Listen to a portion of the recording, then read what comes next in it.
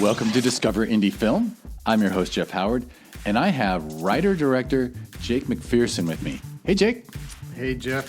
Thanks for having me, for real. This is awesome. Thanks for being here. You know, there's so many ways I could introduce you, actually. But first, I would just mention that your film, Terror Firma, was an official selection at Film Invasion LA in 2023. There's a whole lot I could say about that, but let me just say that it took home 2 awards. Honestly, I would have given it more, but I'm not like the king of that. But I love that you got 2 awards, because I think Terror Firma is just a fantastically written, shot, acted. It's as I told you before we started recording, I live with a 17-year-old who she makes me watch a lot of horror, because I am that guy who when the kid says, "Can we watch a horror movie tonight?" I say yes. It's good. You know, it's not my cup of tea. Good parenting. It's a good decision. Right. I believe in empowering her. Yeah. So anyway, I watch a lot of horror. All right. And Terra Firma, first time I watched it, in the room 15 feet from where we're sitting right now, I was like, this is fucking great. By the way, we can curse on here. Okay. Check that box. Got it.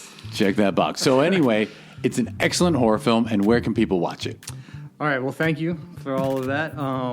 You can watch it right now on Amazon Prime for $2.99. So and by the way, I'm just going to... nothing that costs $2.99 anymore. And I'm going to jump in and say, I get it. Everyone wants to watch for free. But support an independently made feature film. Please. It's self-funded, no investors. So that is just supporting me and my filmmaker friends. That's not all. So that's where you can go watch it digitally, which I guess where most people are going to watch it. If you're like me and really like collecting physical media, then we did a Blu-ray release. So we did Blu-rays and DVDs. The Blu-ray has a director's cut and the release cut, which is actually different than what you've seen, Jeff. And special features, director's commentary. So if you're a collector, support us that way, because that production cost is a little high to do Blu-rays. That we're figuring that out. And did you have to commit to a number? No, not exactly. And it's not like I owe it out of my pocket, but that puts us in, what do they call it, the red, to pay back the Blu-ray production. Like the DVDs are cheap as hell. There's no cost digital, right? But those Blu-rays, those discs, Blu-ray adds up. Well, unfortunately, I don't even have a Blu-ray player. I figured, because I was going to bring you one, and then I was like, I bet he doesn't even have a Blu-ray do have one attached to my computer that I had to buy. Because when we started the festivals back in 2016, sometimes people submitted screeners on Blu-ray still. When I first started submitting films, it was all DVD submissions. And I was like, I skipped Blu-ray because I was like, obviously, I'm old, so I had a huge VHS collection. And then Hollywood expected me to buy DVDs, and I raised my middle finger about another form of media, because I had ordered to replace like a 600 record collection with CDs when I was younger. I wasn't going to do it again with film. And I'm not a gamer, so it's not like I had a Blu-ray built into my game system. Yeah. So I was just like, fuck it, I'll just... I actually... Streaming came pretty soon after Blu-ray, right? Like, it became pretty clear that you could get away without having a Blu-ray player. Yeah, I guess, they coincided pretty closely, you're right. I think so. That was my memory of it. Because I used to think I have to buy a Blu-ray player. I think what actually coincided is by the time Blu-ray players were affordable and Blu-rays came down is when streaming hit. I bet you're right. Yeah. So once it was like financially viable for everyone, it was like, well, now we have this that's even way cheaper. And we could talk about the state of the industry and what streaming did to it, because, man, they really like the physical media era, and this streaming era, they haven't figured out really what to do. But we're supposed to talk about you and your work. So people should watch Terra Firma. They should actually... Oh, where can they order the Blu-ray? So many places. You can just go on Amazon and get it. There's if you just search it on Google, it'll come up on all these different music stores and stuff that still carry vinyl and CDs, and they'll sell Blu-rays. I think it's in Walmart and Target. You can go in there and search it. It's everywhere. Isn't that cool? It's really cool. That feels cool, right? It's the Blu-ray production put us in the red, but it's my first film. I have these physical copies forever. It's in stores. That's a huge accomplishment. I didn't go in thinking I was going to make money off this anyways. So it's not a huge deal. But either way. So. Have you gotten to walk into a store and see it on a shelf? Not yet. They did say, I actually need to call my rep. I forgot to get an update, but he said that they were going to do a little stand display at Barnes & Noble at some point. Because Barnes & Noble still has a little... they do Criterion mostly, but they still have a little section. They used to have full shelves, and now it's like scrunched down to this little corner, but they still do Criterion. So the boutique-y Criterion thing. Yeah, which Criterion's all that was for always collectors, the small little unprofitable section of the video store is now the only section left. Yeah, because it's just for collectors. And who likes Criterion stuff? People who want to collect special edition stuff. For sure. Yeah, and all the extra stuff is very cool. I think it's very cool. I do vinyl, I do VHS, I do Blu-rays, I do real books, mostly paperbacks. I don't really like hardcovers too much, but there's a part of the art that you're owning too, of all the covers. And I really like that. And I like looking through them and getting inspired by just covers of things. I appreciate all the extra art that you get and can have around your house. That's what I really like. I totally get it. I get it 100%. All right, so that's where people can watch it. Yes. And I'm gonna not let myself. Oh man, you're hitting a lot of my buttons. I love talking about the media and collecting and respecting the art on the box and all that. You are ringing bells that I like hearing. Oh, good. Well, you're gonna like my next script then. Oh, excellent. I believe you because I like this script. And you already said it was your first film, but let's jump back and I'll be loyal to the concept of the podcast and have you say how you got into the creative arts, how you got into the position of being a young person in Los Angeles, making indie films, doing the festival circuit, and what roped you in?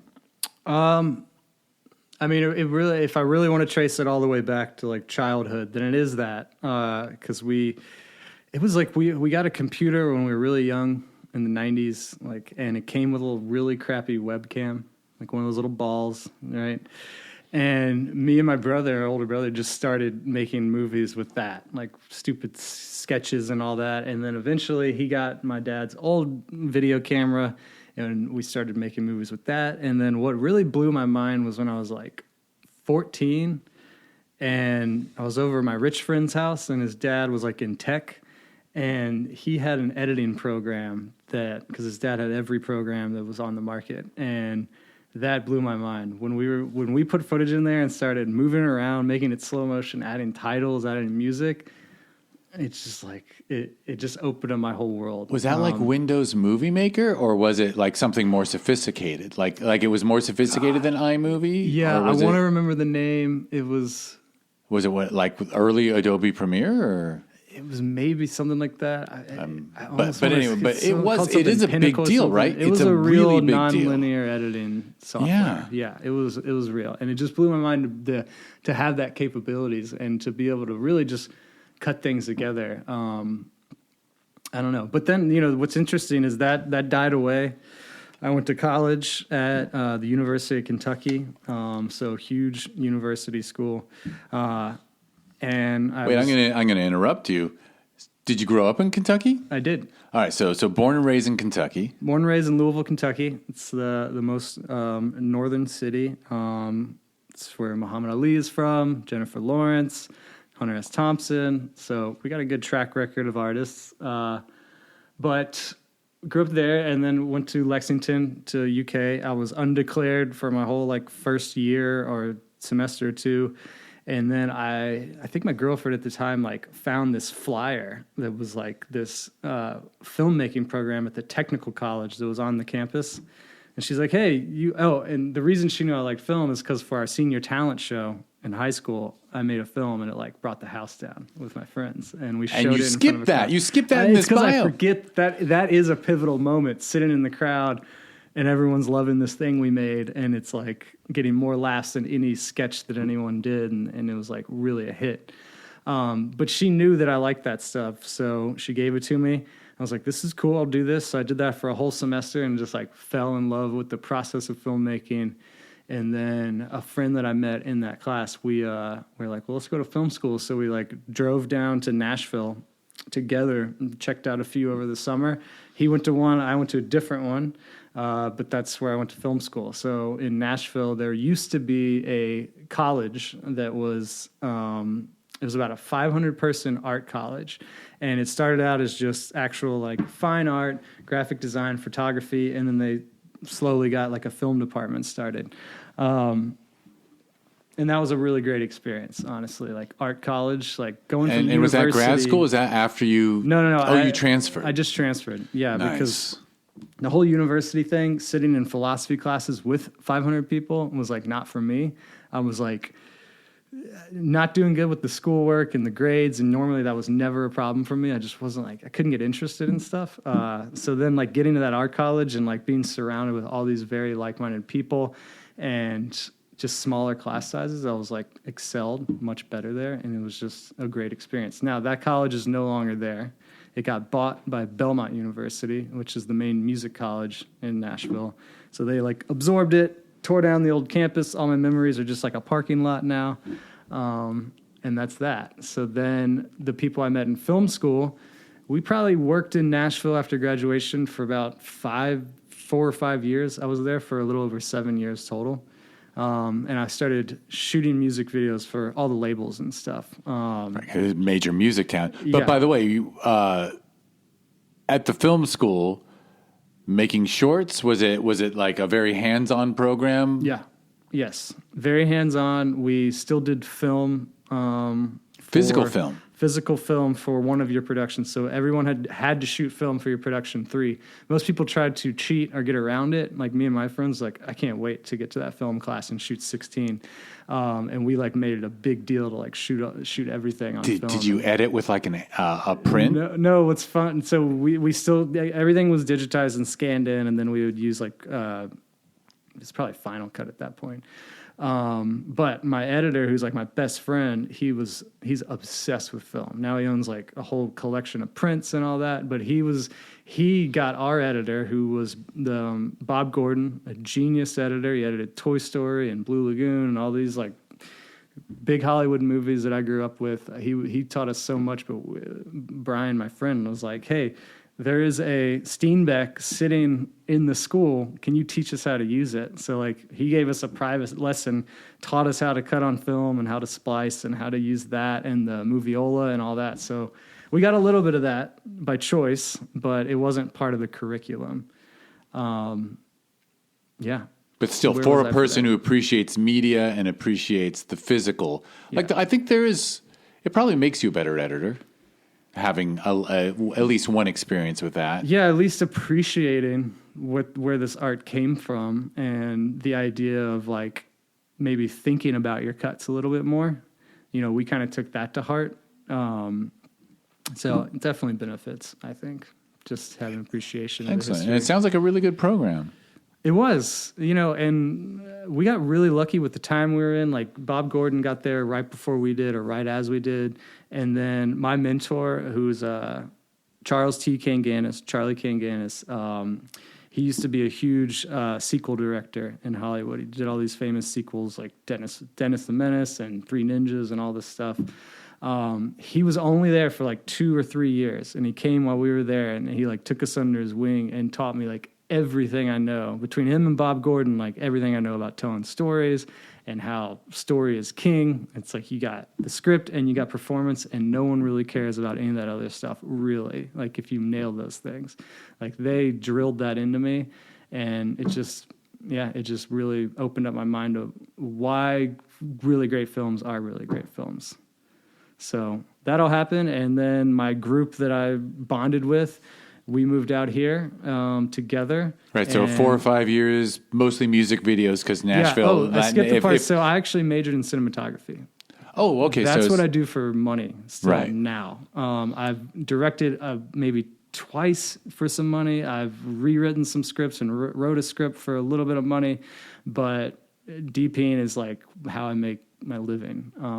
So that and camera operating, I used to gaff a lot too because I'm really into lighting, but I don't really do that so much anymore. So that, I was just DPing in Nashville and all that. And then we came out here, and we'll be out here 10 years at the end of next year. Yeah. Wow. And so focusing on cinematography career-wise, which is also a really practical thing to do, right? Because you can certainly get more cinematography camera gigs than you can directing gigs. Everyone needs a DP. But always writing. But have you always been writing on the side? Like, are you I actually wrote poetry first when I was like... There we go. See, I didn't get that out of you earlier. So you were... I was into that because like I got really into Jim Morrison when I was like 18 or whatever, and that'll push you into reading poetry. And then like that Bukowski follows like right after that. And then, like I said, being from Louisville, like it's required reading to read a couple Hunter S. Thompson books. And like, so I was always like, did short stories every once in a while, but poetry for fun. You had the heart of a beat poet, it sounds like. I guess. I mean, yeah, I have some Ginsberg books and some, what's his name? Lawrence Ferngully. But totally valid. But either way.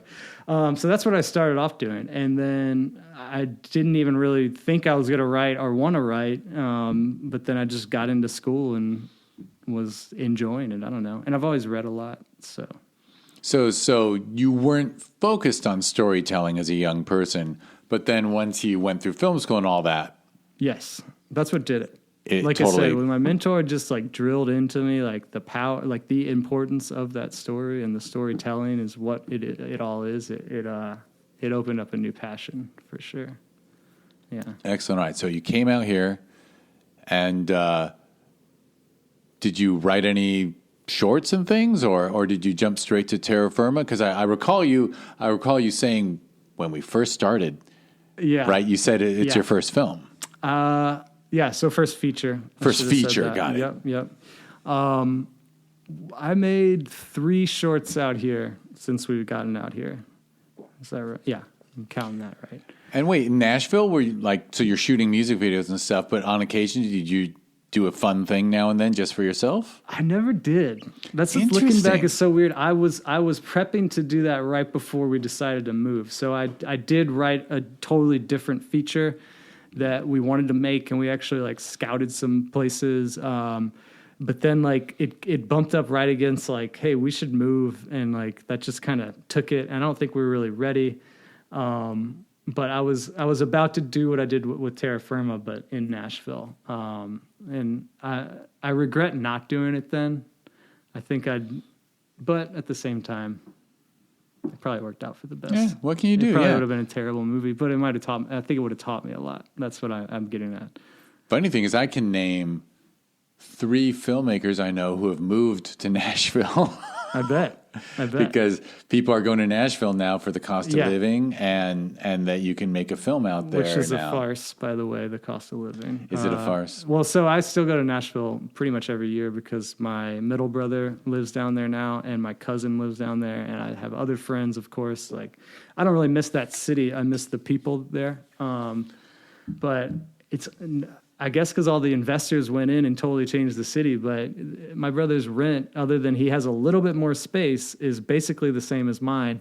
Food and restaurants and drinks are almost exactly the same as they are in LA. So before you know it, it's going to be the same cost of living. There you go. Yeah, all right. Well, so those thinking about that out there. Make sure you really like humidity too if you want to move out there. You stepped into a trap for me, which is you use the words middle brother. So now... Well, you first mentioned a brother who you like played around with the video with the webcam with, right? And I resisted asking a birth order question, but now that there's a third brother, I got to ask birth order.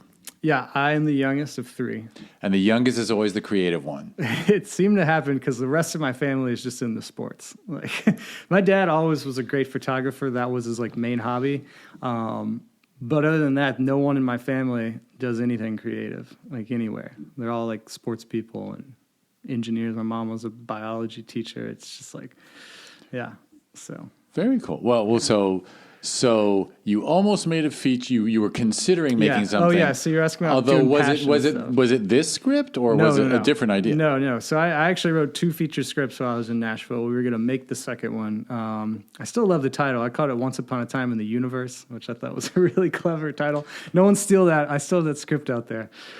God, I pray no one ever steals that, because that is a really that's such a nice button on top of all this Once Upon a Times, right? And every story is Once Upon a Time in the Universe, which I think that's fun. Yeah. But, so, it's got a Douglas Adams vibe, while at the same time, obviously, yes. But yeah, other than that, I shot music videos like for friends who are musicians, and like those were kind of passion projects. They're like, hey, do whatever you want. We want a music video.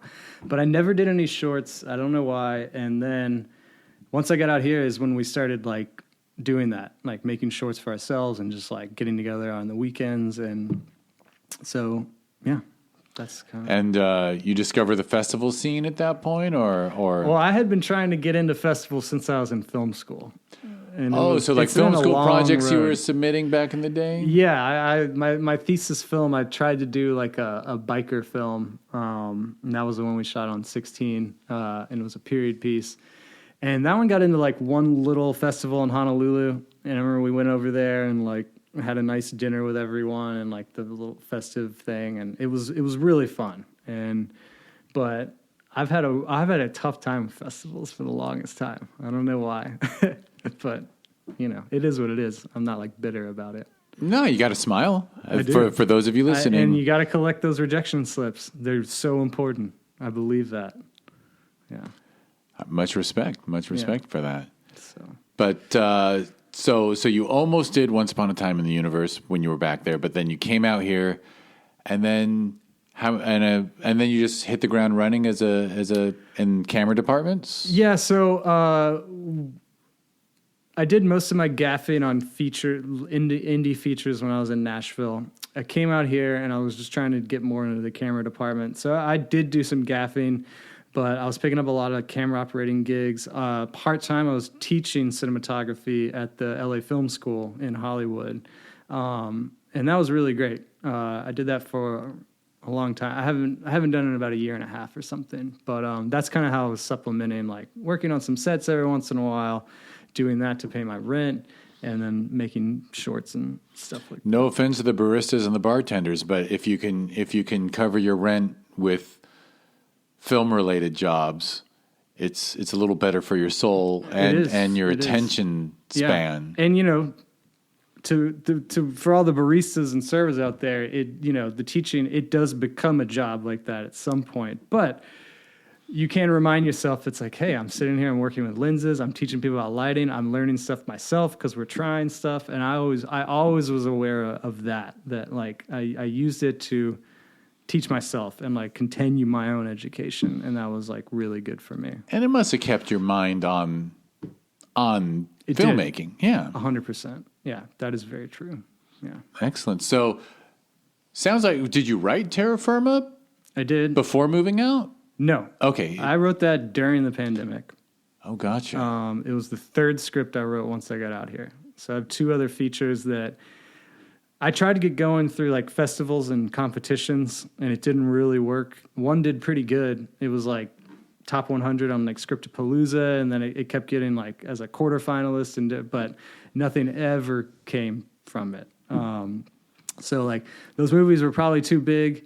The second one was about AI, and I wrote that in like 2019. Now it's probably like very dated. I probably missed the boat on that one, but I could probably maybe retool it. But now like I have a feeling there's going to be a lot of that stuff. So it's like, I missed the boat on that one. But so it was the third feature I wrote, and I really sat down and was like, okay, I have to restrain myself and write something that I know we can just make, and I can just dump all my savings in. Because I was saving money for this imaginary film for years and years. Just like, I'm just going to put money away whenever I can, because one day I'm going to make my own thing. Like, that's probably what's going to happen. But I didn't have any real plan. I was just doing it. But then the pandemic was happening. We were like a year in or whatever. And I was like, okay, just just keep it contained. Like, just keep it contained. Don't let it just explode everywhere, because that's just what always happens. Because I really believe, for my own process, it's different for everyone, but it only outlining so much and then just letting like the characters do things and discover things as you write, because that really inspires me. And so like when you do that, all of a sudden like the second half of the script is like way too big, and it's tons of locations and more characters and action and all this. So like I just had to sit down and like force myself to like keep it all contained, like try to keep it to like 3 characters, and like luckily this one worked, because I wasn't going to force it into that. I was like just going to do my best. And luckily the story actually worked out and like allowed that to happen. So it was like the right story for that type of thing. And the ideas, I get the vibe. We don't want to do spoilers, so I will be loyal to that. That'd be great. But I will say that you do some very creative things that expand the number of locations you're using without really expanding it. But you know what I mean? You Yes. manage to Yes.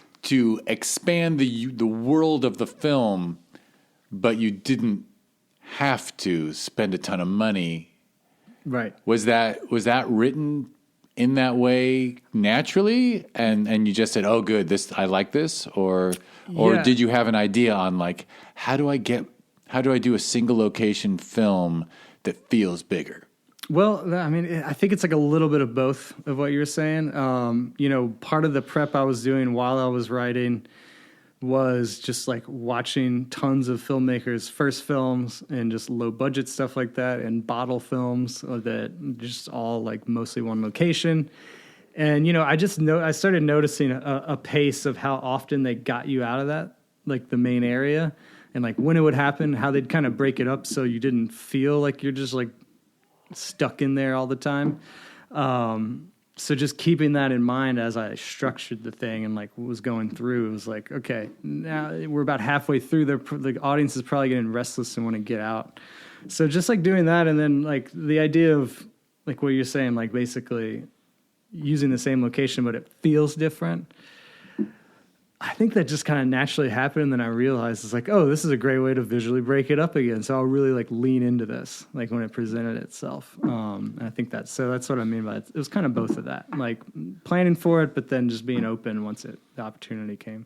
A real basic question, but are you a horror fan, or did this idea just come to you, or was it Lord knows a lot of horror got written during lockdown. Yeah. Well, I'll say this. I am a genre fan in general. I like genre.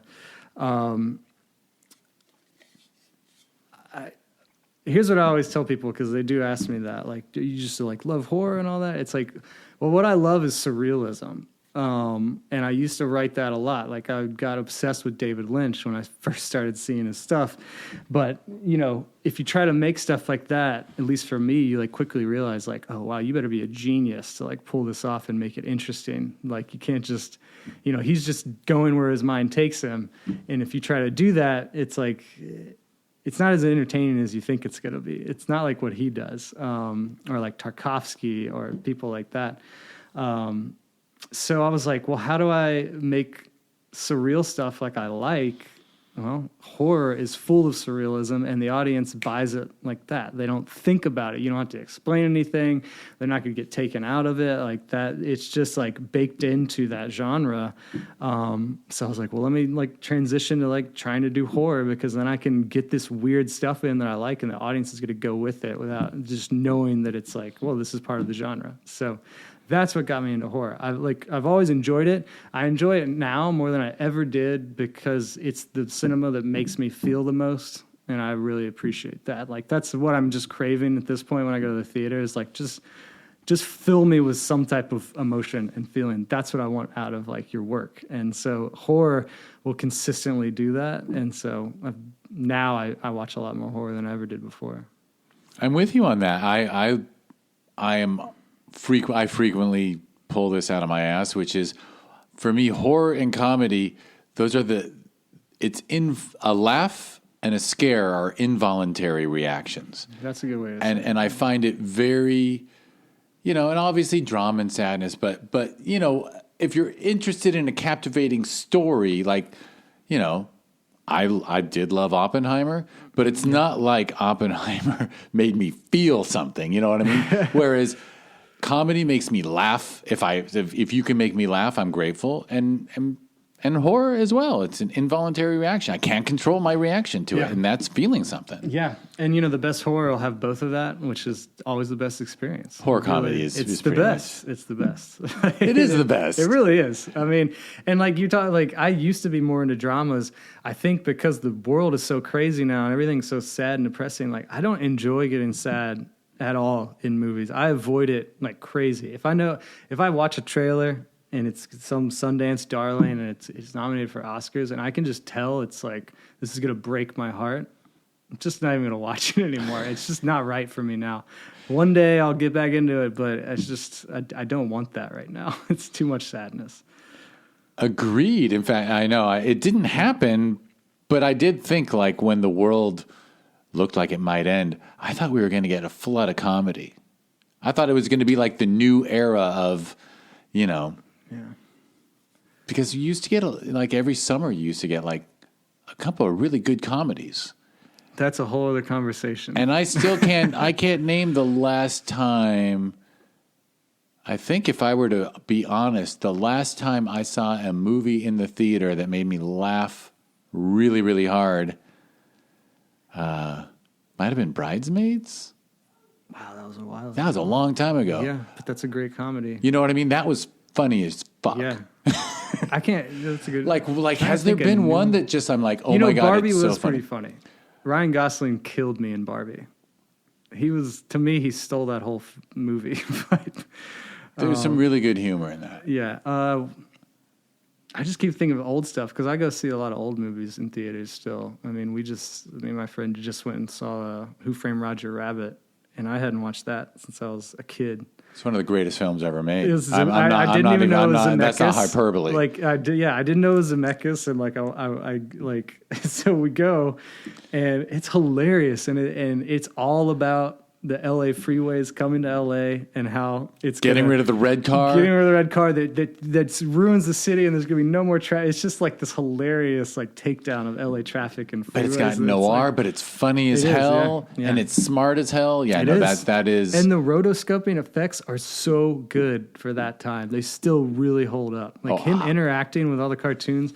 You buy it 100%. It looks better than a lot of CGI stuff. I was one of those assholes running around. What was that? Like 85 or something? But I was running around going, that should be Best Picture. Like I was so mad that it wasn't even nominated for Best Picture. I'm like, how do they not nominate him for Best Director when he fucking directed actors and cartoons together? And it works perfectly. You don't not buy it for a second. And I don't even mean the visuals, but just like you said, the interactions you buy 100%. You're right. It's great directing. It's brilliant directing. It's and of course, because it's thoroughly entertaining, it doesn't get acknowledged as great cinema, except by people like us. All right, so wait, we that was a huge tangent. I didn't even know where we were before that, but the tangents are fun, and podcasts have no rules. All right, so you were talking about writing Terra Firma, and was it a pretty fun process? Like, did you? Because I know you had it done by 2023, and you started in the 2020s. So I think I started writing in 2021. And I think. Yeah, I think we did shoot it that summer. So then we edited. So you shot it soon after writing it. Yeah, that was my goal. Because I had, at that point it was my fourth feature script. And you didn't sit around handing it to all your friends saying, read it, give me notes, read it, give me notes. Yeah, I do like 3 rounds of notes and that's it. Like if I can't figure it out then. And table reads might bring up something else, but that's different. But the fact that it was my 5th script and that I tried with the other ones and I didn't even submit it to any competitions or festivals. Like we're not doing any of that. I'm not showing it to anyone. We're just gonna make this. I'm gonna take out my savings and we're gonna budget it for that and we're gonna make it. And like you just set the date and you stick to it. And people, the whole time are gonna be like, "How are we gonna get this done in time? Are you sure this is too short?" Like maybe, and you just gotta say, "No, this is the date. This is where we start. So we have to do it by then." You just like lock yourself into that.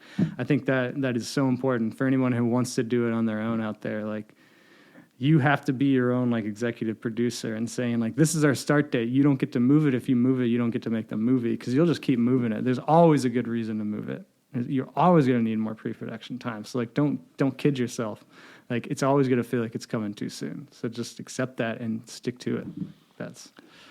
I mean, I have to, I'll just ask, like, was there any comfort knowing that indie horror tends to be, I'll say it this way, the least pain in the ass genre to get out there? You know what I mean? Like if I wish I had that feeling, but when I watch it, it's not enough of a horror movie. I feel like, I don't know. Do you think it's scary? Because I don't think it's scary. I think it's a thriller. I think it's got tension. I would totally agree that it's definitely more of a thriller and a drama. Yeah. In a lot of ways. For anyone out there that likes horror and wants to watch it, there's definitely gore and stuff like that you'll appreciate.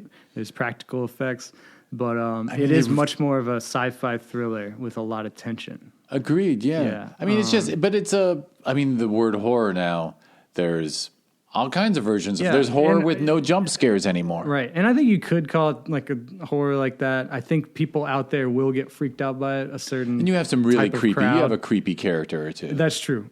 And I think that's a shark. I might refer to that as your shark. Yeah, it is. And that's the scariest part of it, that there are people like this and that he's very creepy and might be a threat to people that the audience cares about. And I based him, like half of his character is based off Keith Raniere, who led that sex cult NXIVM. He's a very real person and very scary. I knew someone in that. Really?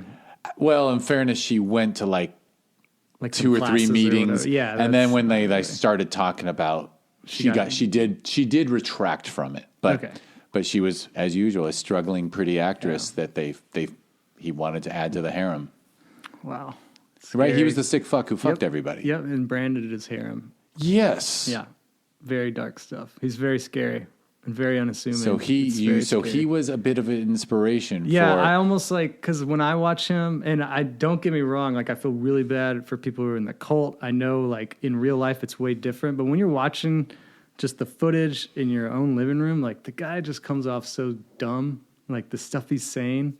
And I get it's not that way in real life, so I don't want to offend people that like got out of that. But I mean, but that's what I did. I was like, he's so dumb. I just want this character to be like, he thinks he's a cult leader and he thinks he's smarter than everyone else, but he's just gonna come off as creepy and dumb the whole time, and then he gets pushed over the edge. And like that's what the seed of the character was. Very cool. Yeah. Any inspirations for the other characters, or they're just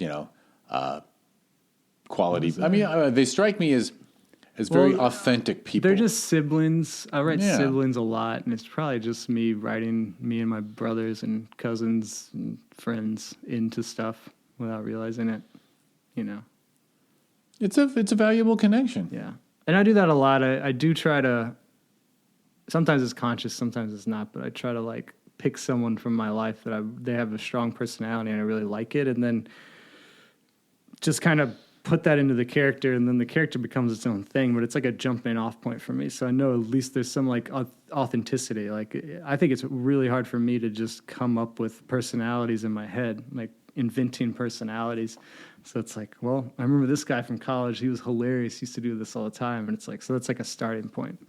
Yeah. Or this guy used to talk like this. It's like, You've inspired me to share a maxim that I learned from a screenwriting professor in the 80s, which was if you write a person, you get a character. And if you write a character, you get a character type. And if you write a character type, you get a stereotype. Like whatever you write, you get one layer more superficial than what you write. So if you start with a person, you get a quality character. So what you're doing is...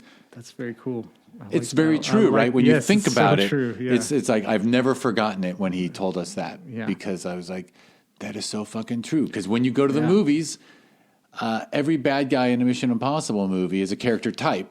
Yeah. And so you're just watching nothing. You could care less if they live or die. Man, that's really interesting. That really makes me think of like my film school characters were that they would start as characters and then become, what was it? Character becomes a character type. Character type. I love that. There were a bunch of character types, and I got out of it because when I was, I was 20 when I was in film school, and I'd be like who are characters I really love? It's like, well, what if there was like back to the Jim Morrison thing? Like, what if Jim Morrison, like Tyler Durden were in a movie together? And it's like, that's a fun jumping off point, right? But then you end up with very shallow stuff, like you're talking about, very surfacey characters that feel like characters. Right, because if you don't make it, because it's your impression of Jim Morrison. It's not like you're not writing who you think Jim really is and like getting into the person. Right. And because you were young. I was young, and it's good that that's what is really good for film school. Film schools, and I taught at a film school, and I went to film school, so I have some good insight on it. People are always like, do you really need it? It's like, well, no, you don't really need anything, especially in any art. There's so many different ways, but the two great things you get from film school are the community that you get from it can help you rise so much quicker, and just getting that support is great. And then getting to get those really bad ideas out. Like a very safe environment, not really spending money, but like, and because everyone's there in film school to support each other. So like, we all want to come together and make our own stuff. And then you're just getting equipment from the school and like, everything's like free for the most part. So there's no pressure and there's no like financial burden to just try stuff and be really bad. And like, my favorite you need somewhere to make quote, mistakes. Yeah. Right? And my favorite Cassavetes quote is like, you have to dare to fail in this business. And like, still to this day, not just in film school, like, daring to fail of like this idea of like, I don't care if this sucks, I'm still gonna make it. I don't care if it doesn't go anywhere. I'm gonna dare that can happen. And like and then if it does, it doesn't hurt. Like, cause you dared to fail. And like, if you fail, it's like, well, that's what I dared to do. And so I'm gonna move on and do it again. And it helps so much. Super valuable. Yeah. All right. Tangent over. So now you wrote it, you gave yourself a start date. You shot. Obviously, you had to find location, but that was where I lived at the time. Oh man, that place was perfect. Yeah, so you lived in an incredibly cinematic house in LA. Yes, that was built in 1890, I think, is what the date on it. Yeah, which you can tell, and it's like dilapidated. Like so that house is still in East Hollywood in the Little Armenian neighborhood. And yeah, I lived there for a while, and I just rented a room, and it was really great to live in Hollywood like that. But yeah, it's just you got to make a movie there, right? Like, so you were like, too good. So when you were writing, you knew where you were going to shoot. That was part of like, okay, I got to keep this contained. These characters are going to live here, so just do as much as you can with this property, and then like surrounding streets and stuff like that. So that was that. And then, I brought on my crew who like work in various parts of the industry, and my good friend Forrest Clark, who works in the AD department for like Star Wars and all these really big shows. He's an incredible AD, and he somehow figured out how to schedule it all, like 90% of it in 15 days or 14 days or something. And we just did it all in 2 weeks.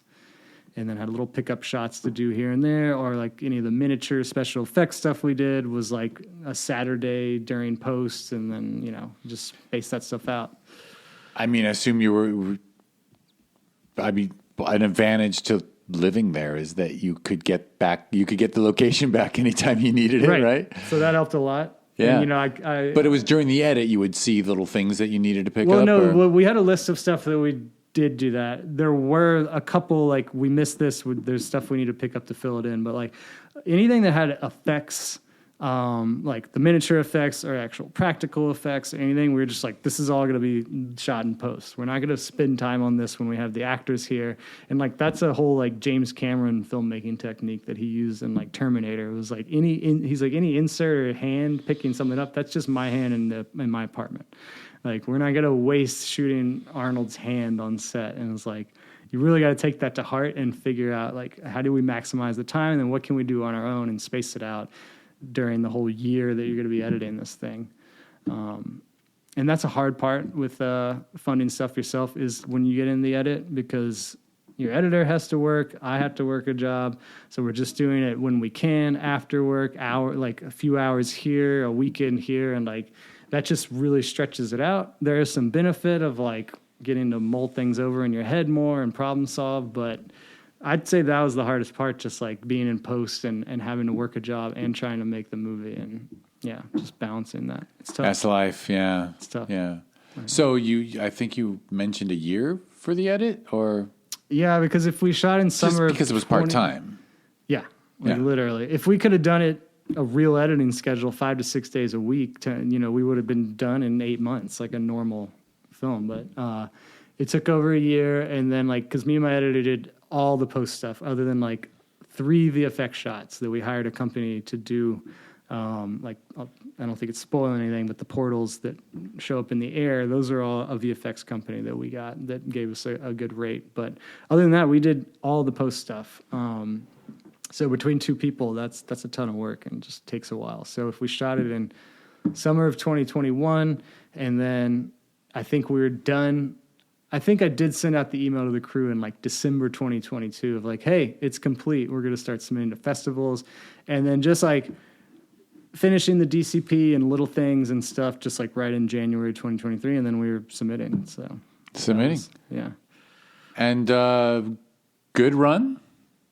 It was okay. It got cut short because I brought on we got producers reps. They were going to help us sell it. And we were like, should we keep submitting to festivals? We're only kind of halfway through what we were going to do. And they're like, no, we'll get a distributor and then they will handle that and they'll have more connections. And that just never panned out. We got a distributor and all that, but it didn't happen in time.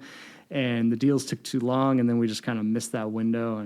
But either way, I had and distributors don't run. Give a shit about festivals. So. Not really. So I it's fine. I got festival premieres. I won awards. It was great. I have people who liked it, and I met other filmmakers through it, and that's all you can ask for. And again, we got it distributed, so it worked out.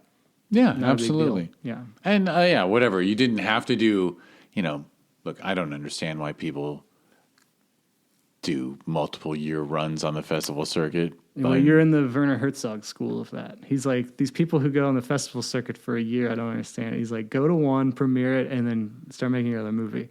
Now, that's only his opinion. Then you look at Tarantino. Yeah, well, if he's you have a make name, a film to take it around the world for a whole year. That's his whole goal. So it's just 2 different schools. I understand doing it for about a year, just cover all or at least all the geographical locations you want to go where you might have. Yeah, but I get it. I gaffed this short film it was 3 years ago, and I just got an email 2 days ago from the director she's like, hey, we just got into this and she's been for 3 years been emailing us, still doing all these festivals with this 10-minute short. And it's what are you doing? I just don't get it. I don't get it. I'm sure there's a benefit that she's getting from it. So, well, in the end, it's I guess it's about money. If you want to and you can afford it, do it.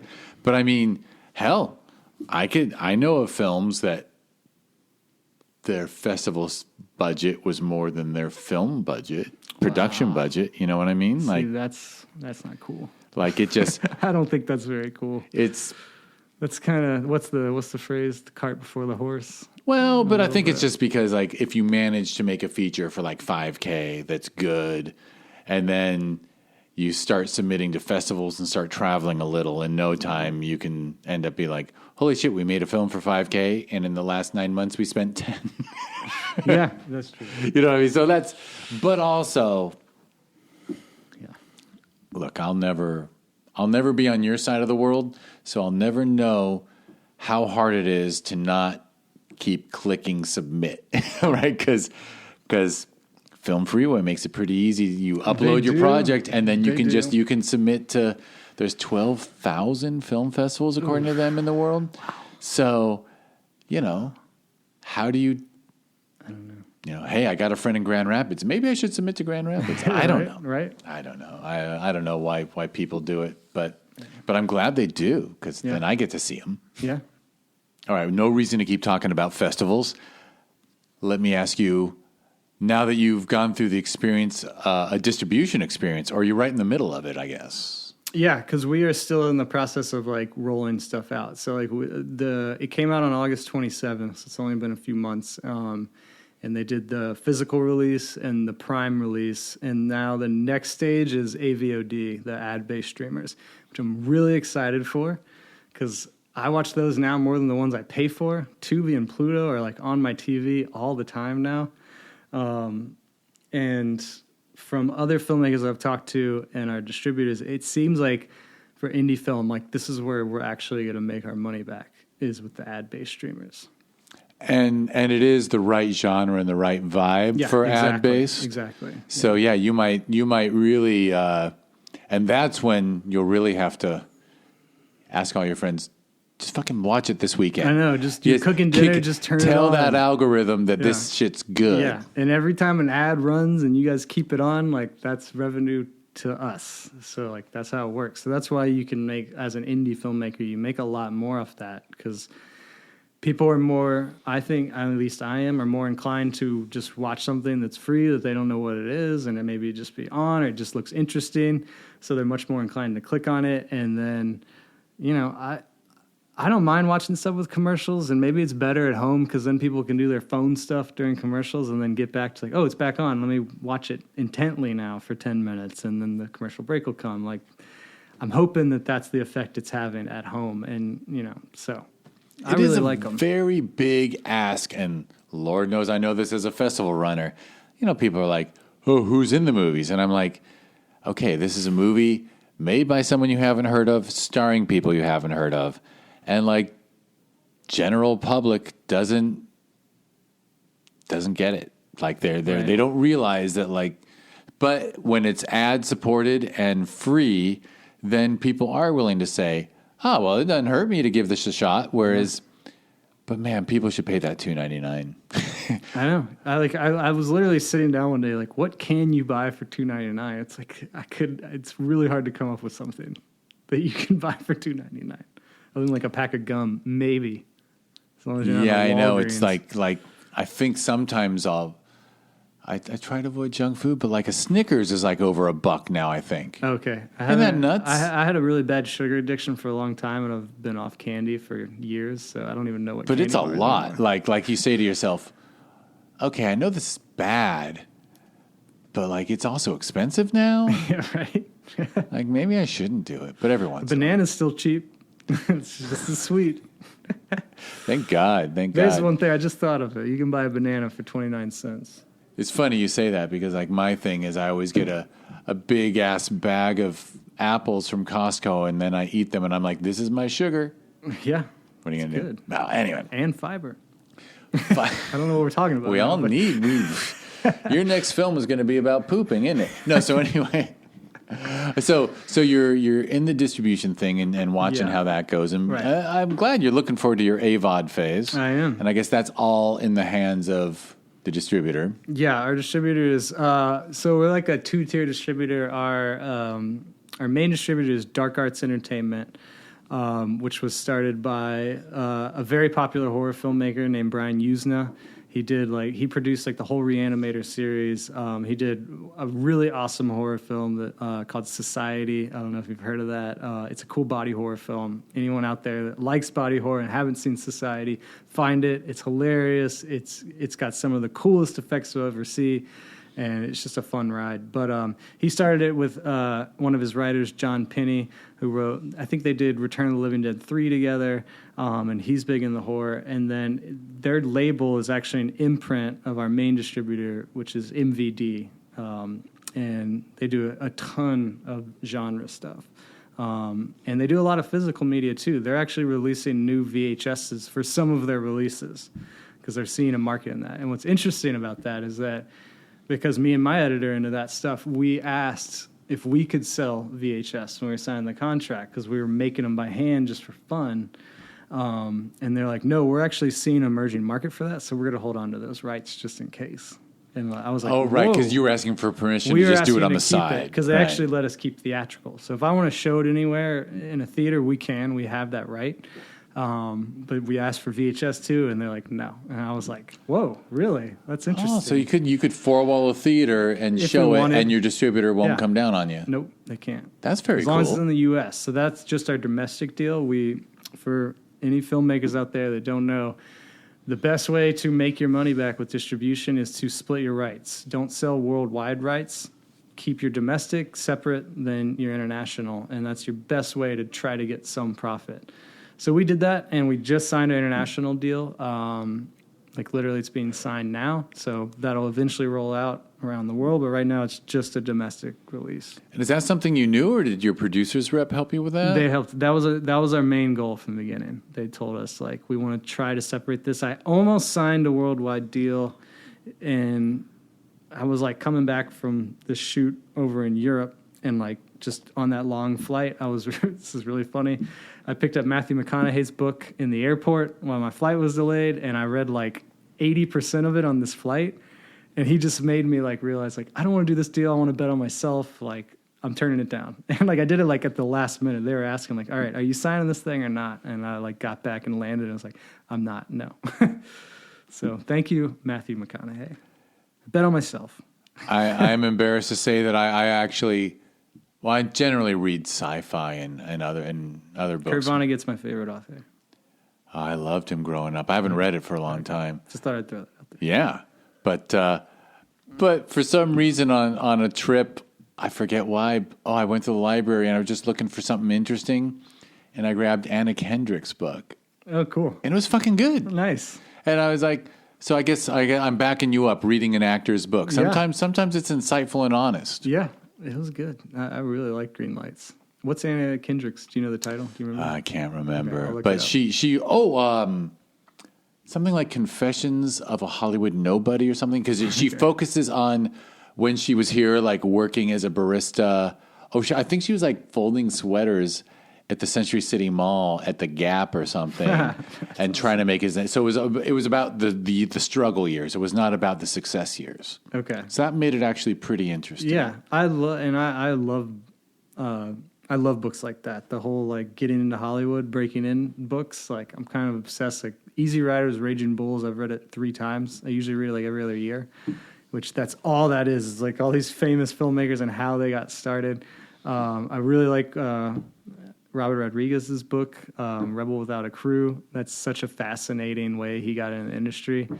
So I'm all about that stuff. And a lot of Green Lights has got Matthew McConaughey's like stories about his first roles and all that. So yeah, coming out of Texas, different.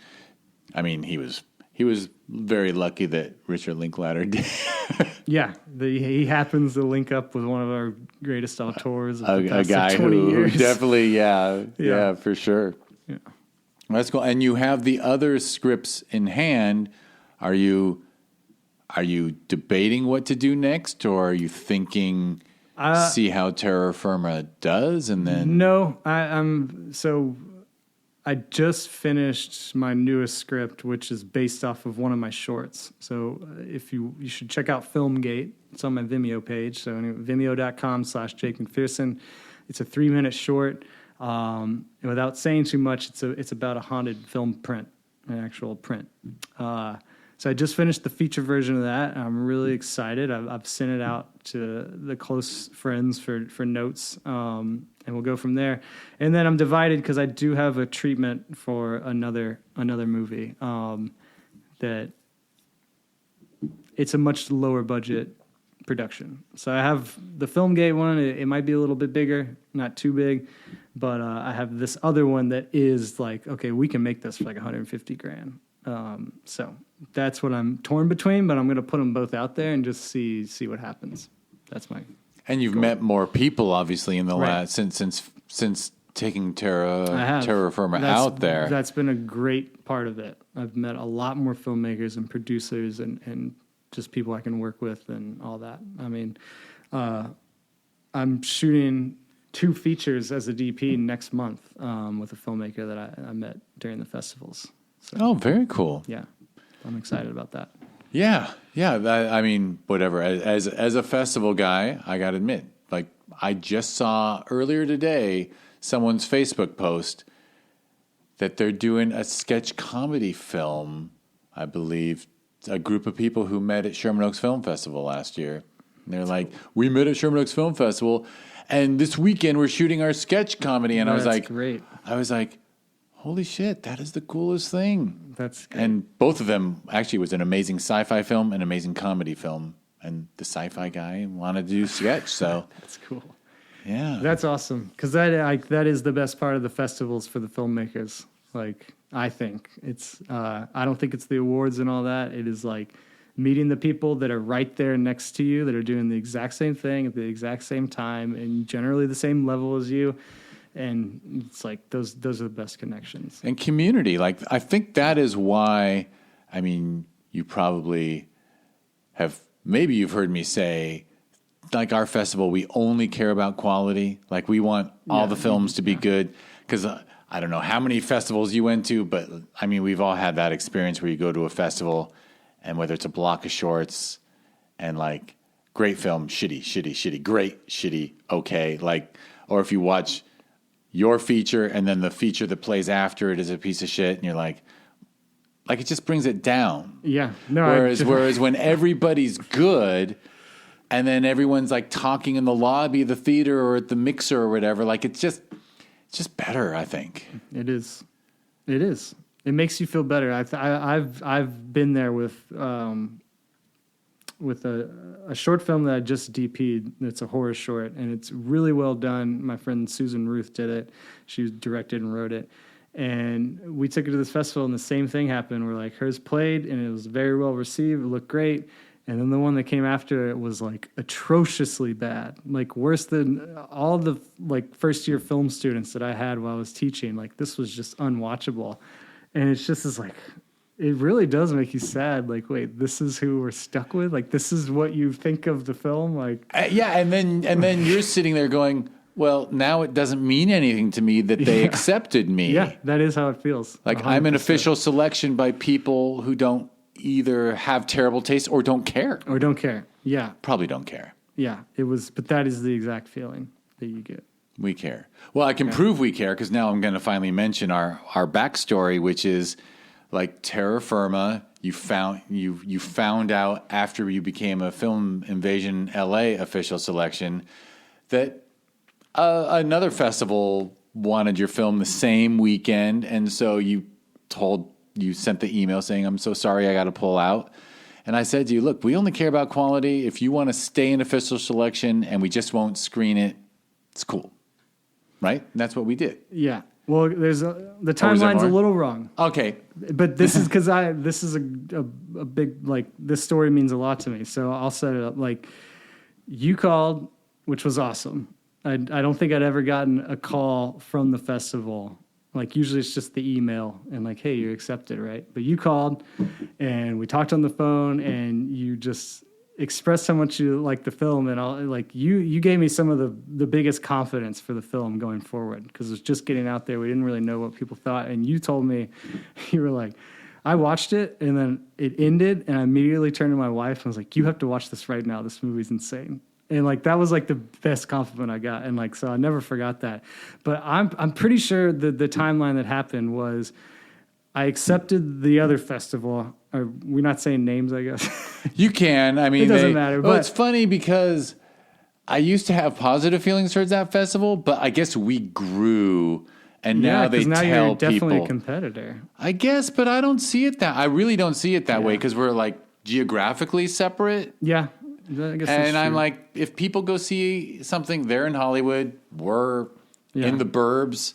Right. And I don't think like if you had screened it both, I don't think some friends would have said to you, "Oh, I won't go to your Hollywood screening." No. Like they would have chosen one, but I don't think they would have ditched your Hollywood screening because they'd rather watch it in Glendale. Yeah, but that But so I don't know. Either way, I'm pretty positive we said yes to them.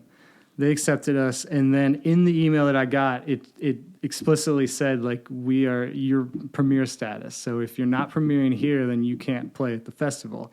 And then it was like 3 days after that is when you called, and then I had to make the decision of like it's like one or the other, and I think that's how it happened. And so I stuck with the other one, and that's when you were like.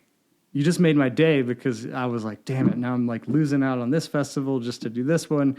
And you're like, and you said that thing, you're like, you know what? We just care about quality. I just want you to be able to compete. So we won't do a screening, but I want to have you as part of the festival. And like that like made my week. I was like, that's amazing. This guy's like awesome. Like I like told the team, I was like, look, he's going to let us compete in it. And still we can do the other one. Like this is like the best scenario. So I'll forever be grateful for you for that. Really, I am. And it's amazing. And well, thank you for saying that, because, it's not always fun to be an idealist. I know. It never works, really. So it's often a drag to be an idealist. Yeah, it's true. But I can't, if I wasn't allowed to be an idealist, then I'd probably have to do something else. Because if you're going to do film festivals aren't exactly, it's not a wise business decision to run a film festival, because it's a lot of work to run a nonprofit.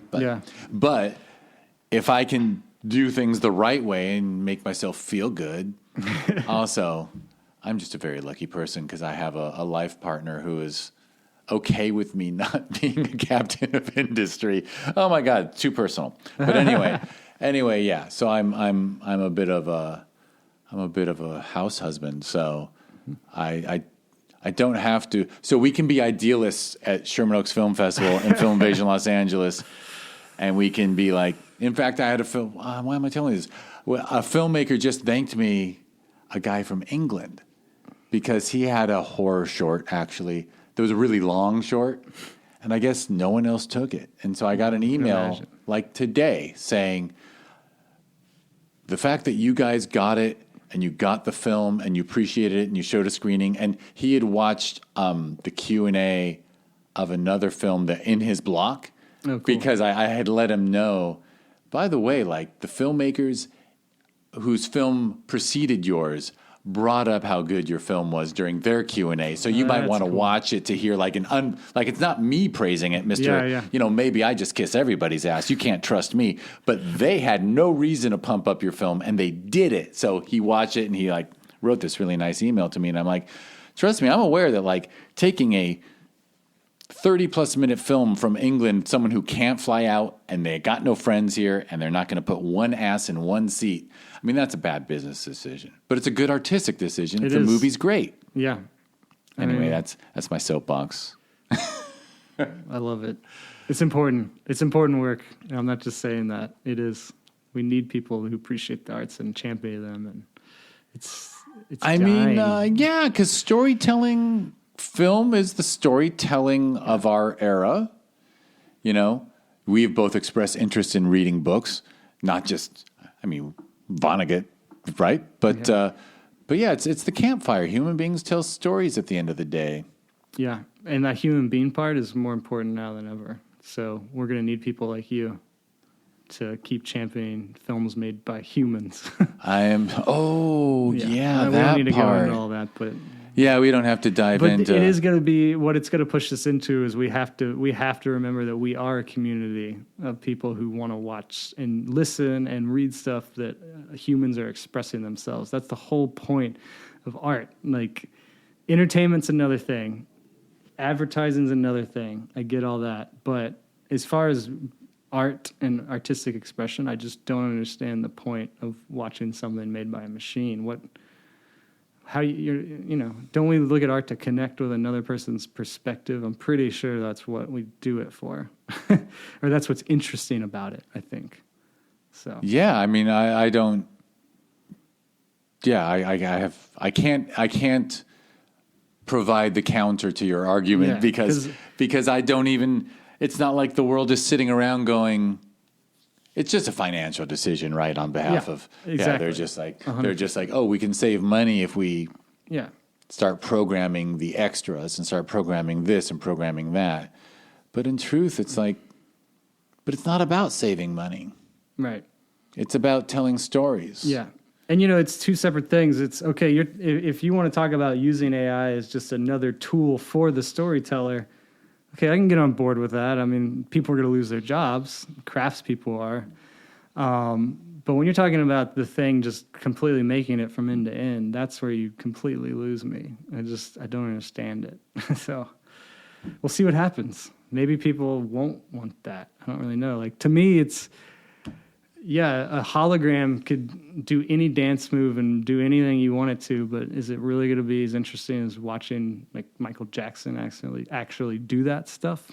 It's not. There's no way it is, because you know it's like just a simulation. For sure. But maybe I'm wrong. Maybe that's just me. Maybe we're not common people, but like, I mean, I've told people like I would rather see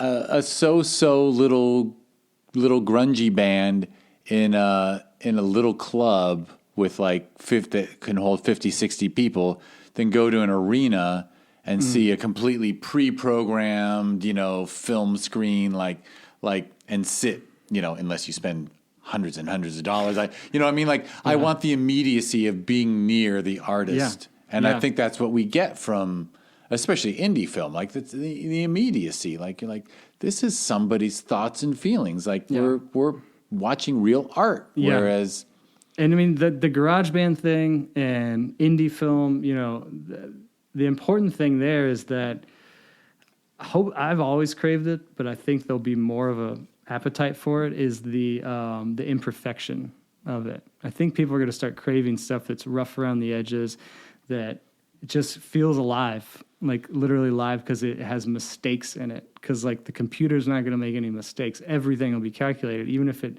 makes a mistake, that's its choice. It's choosing that. So it's not actually a mistake. So I hope that more people will seek that out. Just not to go into too much like detail, but I think about there's like recording software for musicians now that like you hit your guitar note and every time you hit a guitar note, it goes sharp right when you hit it and then it settles on its tone. Now there's software that will take that sharpness out. So every time you hit a note, it's just perfectly in tune. And it's like, you are stripping away character. I mean, and I just think that's going to sterilize so much stuff that we put in our brains, and I think people are going to start pushing back. Hopefully, like I said, a community of us will, and we'll band together. And as long as, well, that is one, I guess it's good that there's fragmentation because there will be, someone will cater to whether it's 5% of the public is still a fuck ton of people. Yeah. It's a good community. Yeah. So if 5% of the public wants, God, I wish I had a better word than organic, but wants organic, just human created. Yeah, it's alive. It's tactile. Like you feel like you can touch it, you can hear it, you can hear someone singing, and actually, like. And I get it. We live in a weird time. Like, look, I can't name a great artist, current living artist, actually, like a painter. Like I have some friends who are painters, and I go to their gallery openings. Yeah, but. It's not like I can tell you who today's Picasso is. It's interesting. But, but that's because... I'm trying to think. I don't know why I brought... But I still am glad that there's... I don't know. I got nothing. I shouldn't have gone there. But we're talking about art. Yeah. All right. Well, hey. Anything else you want to bring up before we go? I will definitely make the clickable show notes, right? In the show notes of the podcast... your Vimeo will be a link. Is there other stuff that people, is there a terraformamovie.com or something? No, we never invested in that. I don't know if we should have. You don't need a .com. You just need social media now, right? Yeah, and we didn't even really do that because we're not really into it. We're bad about that stuff. Like I've been off of all social media for, 11 years, 12 years. 11. I've been a long time. Oh my God, it is longer. It's been around longer than that. Holy crap. Yeah. Right. So you ditched it. Holy crap. No wonder why you have time to do things like write and shoot. There's a lot of reasons I got off of it. The main one was that I just didn't like it. And I realized very quickly the whole Instagram time wasting thing and like getting sucked into that. And it didn't feel good. And then what I always used to tell my students was like, you guys don't realize it, but you're homogenizing your creativity with like everyone else because you guys are all getting inspired by the same stuff. Because you're all they're just seeing stuff on Instagram and clips and pictures and everyone else is seeing that same stuff and they're all being inspired by that and you'd all just get to make the same stuff. So I don't like that. I like to find my own stuff and Yeah, and read books and be inspired and expose yourself to stuff. Yeah. All right. That's my thing. That's a good thing. Yeah. Well, I wish you well, man. I hope that there's I hope that Terror Firma is the beginning of many, many films that get out there to the public. I'm really glad it's getting out to the public. I'm not too surprised. I think because Film Invasion LA and Sherman Oaks Film Festival now are like, they're big enough now. Actually, most of the features that come through, unless they're really way too artsy, because sometimes I'll put...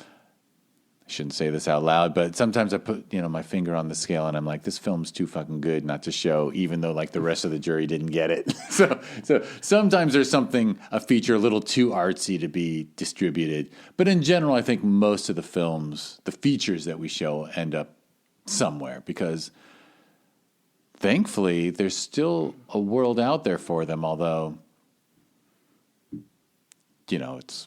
Are you into non-narrative film? Like, is that an interest of yours? Yes. Well, like, for example, I mean, the answer is yeah. I really like the art house experimental thing. And that's cool. And I actually am a huge fan of dance film. That's cool. I am, the coaster that your glass of water is on was a gift from a woman who runs a dance. Hi, Jenny. Jenny Pill runs the Exeter Dance International Film Festival and invited me in as a guest juror. So every year she gives me 10 dance films to watch, and I get to pick a winner. That's fun. And but sometimes there's a narrative, but a lot of times it's just abstract dance, modern dance. Yeah. And man, talk about cinematographers on dance films. Mm. They have to know how to move. Yeah. It's I find it beautiful. So yeah, that's cool. So bringing up non-narrative to me, I guess I think of dance right away instead of. But that's a perfect thing. Yeah, that's cool. Yeah, and melding of two art forms too. I appreciate it because, like you said, like once the camera becomes part of that dance, it changes everything. It's different than watching it on a stage. So it is a cool medium. It is. Yeah. Oh man, I did something so self-indulgent. But I'll tell you after we're done recording. Oh, you sure? That sounds good. Okay, fine. There was a film from the Polish dance company. Oh my God, I'm forgetting the title. But all they did is they mounted a camera on a ceiling, pointed down at this beautiful wood floor that was covered with flower petals and leaves, and then the dancers slid along the floor from out of frame, and they just did this about. I think probably 16 to 18 dancers did this choreographed thing on the floor, but you were looking down from above, and then they would use a fan to like blow the leaves around, and it was just the most beautiful. Wow. I think it was about 11 minutes, and so they didn't. I saw it as part of Edith, that dance film festival in England, and so I just sent him an email, and I'm like, okay, I can't fly to the UK. Can I just give you a waiver so you can put this in Film Invasion LA and I can just see it on a 65-foot screen? so they did it, and I actually paid for the DCP myself because it's only $5. It's only $5 a minute, so it cost me like $55. Okay. Like I could have dinner, I could take the wife out to dinner, or I could make a DCP. So I made a DCP. And I watched it, and then I looked at the audience, and when we were done, like in between, and we were doing Q&As for all the other films, because of course the Polish dancers and they didn't come out, so they didn't even give a shit, as far as I know, and I know they won't listen to this. But so I just looked at the audience. I just want you to know you're the only audience outside of Europe to ever see this in a theater, because this Polish dance company, they did not submit outside of Europe. They didn't care. Cool. They only want to go to places they go to by train. So I was like, you just watched a beautiful film because sometimes I'm an idiot. or whatever. No, I'm calling myself an idiot, but $55 ain't bad. It's important work. It is. I don't say that lightly. It's I'm very lucky to meet people like you. I'm lucky. It's true. Well, I appreciate that. Yeah. And now I'll get us out of here with my closing spiel but your Vimeo.com/James Macpherson. Jake. Oh shit. Uh-oh. I know you're Jake. I typed it wrong though. It's all good. Oh, man. That's my grandpa's name. James Macpherson. Oh, man. Brought him back from the dead. How did I get... That's so funny. I'm literally looking at the name Jake, and I said James. Anyway, I totally fucked myself up. All right. I like You are listening to the Discover Indie Film Podcast. Jake Macpherson and Jeff Howard. All right. So if you want to learn more about this podcast or a TV series that was born from it, go to discoverindiefilm.com. On social media, it's at DIFwins. And I know you're not looking at the social media. Good for you. Jake's film, Terror Firma, was at Film Invasion Los Angeles. You can learn more about that festival that we hold every June if you go to filminvasionla.com, and it's at Film Invasion LA on social media.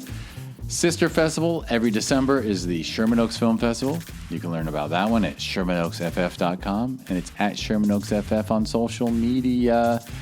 And the last thing is along the lines of me caring too much about stuff, and there's something called the Indie Channel. So check out the Indie Channel, indiechannel.tv, or it's a smart TV app on Roku, Amazon Fire TV, Apple TV, Android TV, or your smartphone. If you watch movies on your phone, I guess we should accept it. But yes, please just keep watching movies. Just keep watching movies. Hold it close enough to your face, I guess. Sure. Wear magnifiers. Whatever those VR things are, we'll do it up. Just keep watching. That's true. Movies. The VR thing.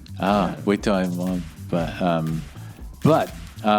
So check out indiechannel.tv. It's a little socialist experiment to see if we can find a 5% of the public who care about art first. Good for you, Jake. Terror Firma doesn't need to be on there because it's, you got to work with a great distributor with a great track record. But for all the films that don't find a home, that's what the Indie Channel is about. Nice. The stuff handpicked from the festival circuit. So there we go. All right. Thank you, Jake. Thank you. Long live physical media. Long live... Well, that's fine. I guess I can't. Do I get cut off? No, I haven't hit stop yet. Oh, the okay. funny thing is that's the only thing you and I disagree on. You love physical media, and you said long live physical media. I've had friends say to me, they'll be whatever, mention the word Blu-ray, and I'm like, no physical media. Hey, to each their own. To each their own, yeah, as long as you get the art somewhere. All right. Thank you, everyone.